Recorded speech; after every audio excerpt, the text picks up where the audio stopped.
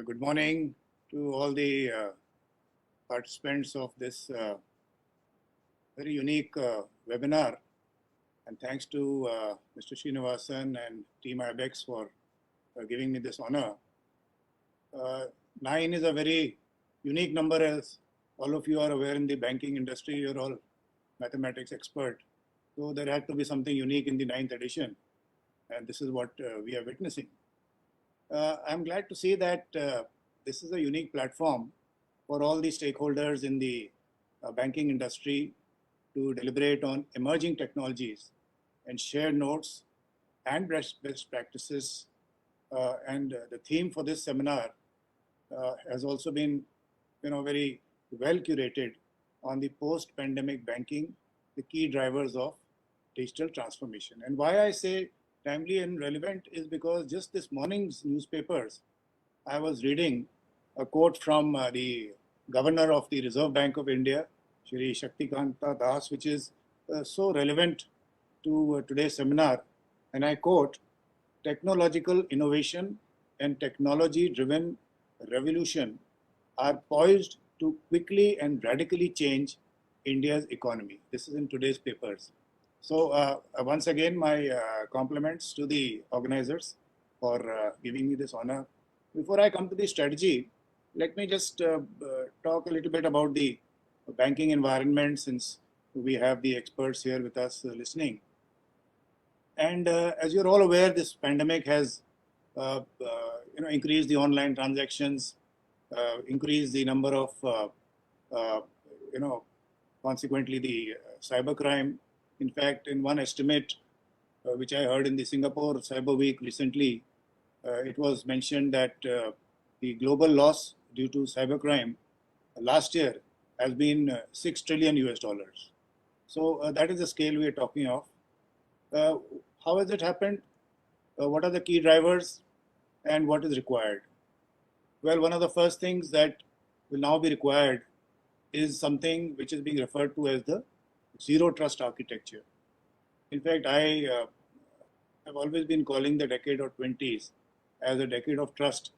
I think I should now start calling it the decade of mistrust. Because what I find internationally, and when I say internationally, I also mean the deliberations in the UN group of government experts, the open-ended working group, and the various discussions that are taking place in the ITU, I find that there are visible signs of a decoupling, or may I say a technological decoupling, that is taking place between the East and the West, which is a worrying sign. I do not like the word deglobalization, but I cannot hide from what I am seeing. And this is going to further exacerbate the problems of cybercrime, because one of the main problems in tracing the cyber criminals is attribution. And in case we do not have cooperation amongst the countries, then the cybercrime attribution and tracing is going to become more and more difficult. So whether it is the individuals, whether it is the mafia groups, and today I can tell you all mafia groups have a cell, whether it is the Yakuza or the Carlos, or everyone has a cyber cell. There are some state-backed actors also who are indulging into this. In fact, it is alleged, and when I say alleged, means it is there in the public domain, what I am also reading and you're also reading, that once the sanctions have been imposed on North Korea, they have amassed over $2 billion just from cybercrime. And as if that was not enough, there is recently a spurt of ransomware. And you are seeing it both internationally. In fact, whole cities in the US were affected because of that. In India, recently, the cases are rising and rising. We've had Haldiram's and Dr. Reddy's and all the other. In fact, a number of agencies I find coming under ransomware attack are not revealing it. So that is another factor, that presently we do not have our PDP bill in place, the Personal Data Protection Bill. So there is a state of transition in which we are going through, which is actually suiting the cyber criminals. So in this environment, the banking industry has to find the solutions. And it is said that in the banking industry, digital transformation has been easier because all your data is structured data.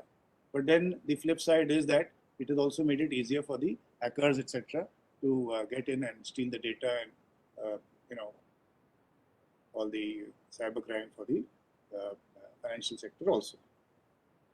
So the modus operandi of the financial frauds is getting smarter and smarter day by day. You know, the cyber criminals actually have always been working from home, as they say. I mean, from our side, the trend is starting now, but they have always been there. And when I see the technological level of cybercrime that is taking place, it is amazing. You know, when you talk of this fileless this thing attacks taking place and obfuscation taking place, and there is some advanced persistent threats of all types, and you know, there is some malware that comes in and suddenly erupts after 2 weeks. So it appears very benefic when it enters the system. It's not caught by your firewall, etc. But after 2 weeks, it suddenly emerges. So every day we hear a new story, you know, coming. At a national level, 7 lakh reported cases of cyber incidents were reported to the CERT-in. Our National Informatics Center is working day in and day out. And of course, we have now started some serious work on our FinCert also. They're also doing a good job. But I find generally the individual banks are taking care of their systems. The good ones, of course, when I say the good ones, you can see it in the results as to how many times they've been attacked and how they have been able to manage the attack. So a lot of techniques are there. I mentioned the zero trust architecture. In the distributed environment today, there are a number of techniques how right from the endpoint, whatever device you're using, whether it's a mobile phone or a laptop, right up to your you know, access system, whether it is in the home or somewhere else, to the network, to the enterprise, whether using the cloud or the VPN. And there are a number of systems which are in the market today. And I would urge the banking industry not to take a chance and just go in for these systems. Prevention is better than cure. With that background, and I don't want to scare you, but the nation is safe. The cyberspace of the nation is safe, as are the other domains of the land, air, and sea, which is what we are paid for over here. So, seeing this, the government, you know, decided to come out with a new cybersecurity strategy. And why it was required is because the present cybersecurity policy is of 2013 vintage. It is an excellent policy. It is still, whatever we do is based on that. But the point is that another transformation is taking place from 2013 in terms of, let's say, the institutions at a national level that were working on cyber. In 2013, we mainly had the Computer Emergency Response Team of India called the CERT-in. So after that, my office came out, the National Cyber Security Coordinator's Office. The National Cyber Coordination Center came up under the CERT-in. The National Critical Information Infrastructure Protection Center came up under the NTRO. There is an organization called the Cybercrime Coordination Center, the I4C, which is under the MHA. The MEA now has a Cyber Diplomacy Division. The Information Security Education and Awareness Program is being run by MITI. So today the spectrum, I'm just talking of a national level. There are sectoral CSIRTs. When I say CSIRT, I'm saying CSIRT, Cybersecurity and Incident Response Teams. Because I'm told that the acronym of CERT has been patented by the Carnegie Mellon University, which is the nodal CERT, that there has to be only one CERT at a national level. So all the others are called CSIRTs, the CSIRTs. So there are sectoral CSIRTs for the power sector, for the telecom sector. Some of them have already come up, financial sector. And then the states now have also gone in for the Security Operations Center. And the other day we had an excellent presentation by the IT Secretary of Tamil Nadu, Mr. Santosh Mishra, came here and gave a presentation as to how within the Tamil Nadu state they have organized themselves for the incident response, etc. And the others, I'm aware of Telangana and Karnataka, I mean Gujarat, etc. Delhi police is doing an excellent job, the UT of Delhi. So sectoral states have come, SOCs have come up, CSIRTs have come up, state level they have come up, at a national level large number of structures have come up. So now all this has to be coordinated as part of an ecosystem. So this was one of the reasons why a new strategy had to be evolved. And the second reason was that the threat surface had increased tremendously. And when I say threat surface, if I include the IoT devices, for example, the Internet of Things, all these cameras and the bells and Alexa, etc. Today the figure stands at, let's say, about 17 billion. And once 5G, which is on our doorstep, comes in another 2 years in India, and it's already there in 5 countries in the world. So in the next 3 years, they say the IoT devices will be 30 billion, and then goes on exponentially. So the surface of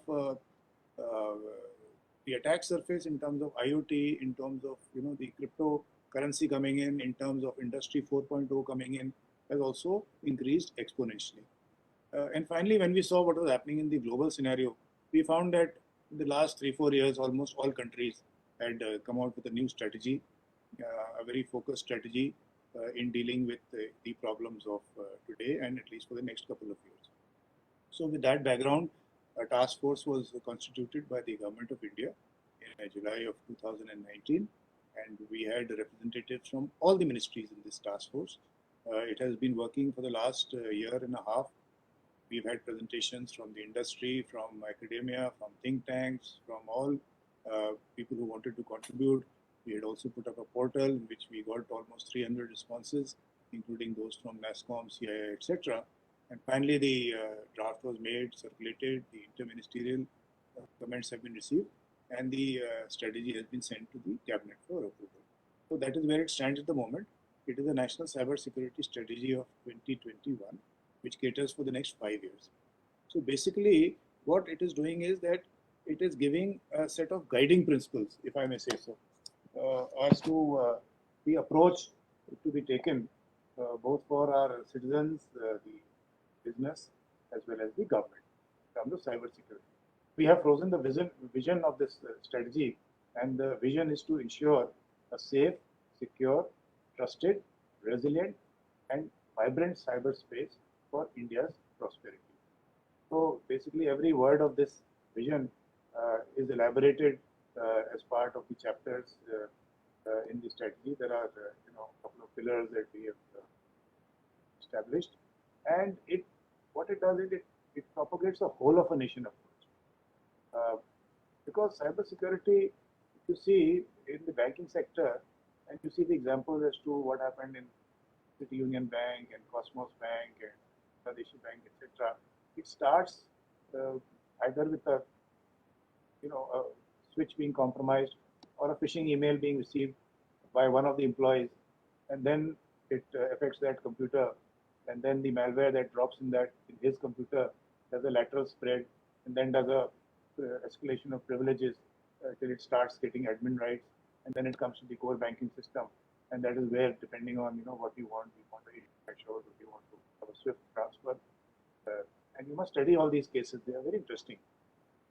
The attack takes place. So that what I'm saying is that particular individual is now responsible for a particular loss in a sector. So it is very important that what we call as a CBDR, common but differentiated responsibility. That means the individual has a responsibility, the organization has a responsibility, and of course the government has a responsibility. So broadly, this is the background of this policy. We are saying that cyberspace is a strategic sector, and it impacts the social, economic, political domains. And you may recall that on 15th of August last year, ramparts of the Red Fort, for the first time probably in the history of modern India, the Prime Minister uttered the words that cyber security is very important for our society and economy, and a new strategy will be coming out soon. So in the same vein, we have developed this strategy, and we are discussing data as a national resource, talking of building indigenous capabilities, again very important from the trust point of view. We are also talking of an assured defense posture, how do we achieve it? Talking of also discussing whether a central apex body is required, like what the other nations have done. In fact, UK, which is the #1 nation in the global cybersecurity index, has created a national cybersecurity center where his CERT-in and his critical have all come under one organization. Then the legislative framework is also being discussed, and you are aware as to how guidelines have come out yesterday in social media. They're being hotly debated these days, and I felt they were overdue with what was happening. But we have mentioned quite a bit of like a Cyber Act, and then of course the cyber education, which is very awareness, how to handle the threat intel, which comes from various sources. You know, I've heard all these major universities and texts and FireEye, etc. there. So how do we manage the overlapping, playing them, getting the same PI? How do we manage it? And it's effective as well. And then of course cyber crime. Crime as complement Ministry of Home Affairs. It's created the I4C, as I mentioned, the cyber crime, and the 7 verticals, including forensics and the capacity building, etc. And the last 1 year, they're doing an excellent job as far as the cyber crime is done. Although the loop, in my view, is not yet complete because the judicial system has to catch up, and the little bit about digital forensics and the ability of digital ensuring the chain of custody, etc., especially where it's required. So then cyber audit is a very important aspect. Presently, the cyber audit is only being conducted by paneled auditors, which are paneled by certain. So what we found is that since the organization which is being audited has to pay to these auditors, only the minimum boxes were being ticked. So which is not, what is desirable. After all, we're talking of cyber security at a national level. So now we've made a set of baseline conditions which should be met when any cyber audit is happening. And of course, research and development, cryptology. So there are clear deliverables in this strategy. And most interesting part is that we've also proposed a funding financial estimate, which was not there in the earlier policy.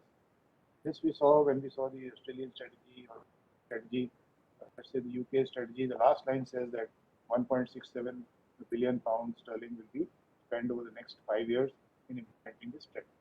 Then only it has a meaning. Otherwise, I can have a wish list, and it will be a wish list if I don't have the funding backup for that. So we made a plan. We made some approximate funding.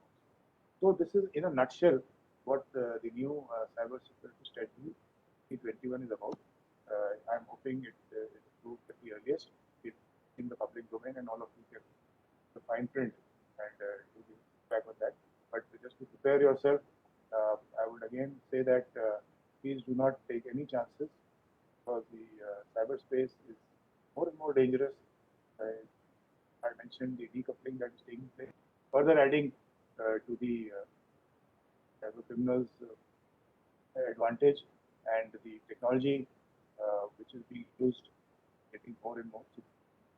So on that note, let me once again thank the organizers, and I wish this two-day seminar all the success, and I'm sure you'll have a galaxy of speakers and enjoy the event. So thank you very much. Jai Hind.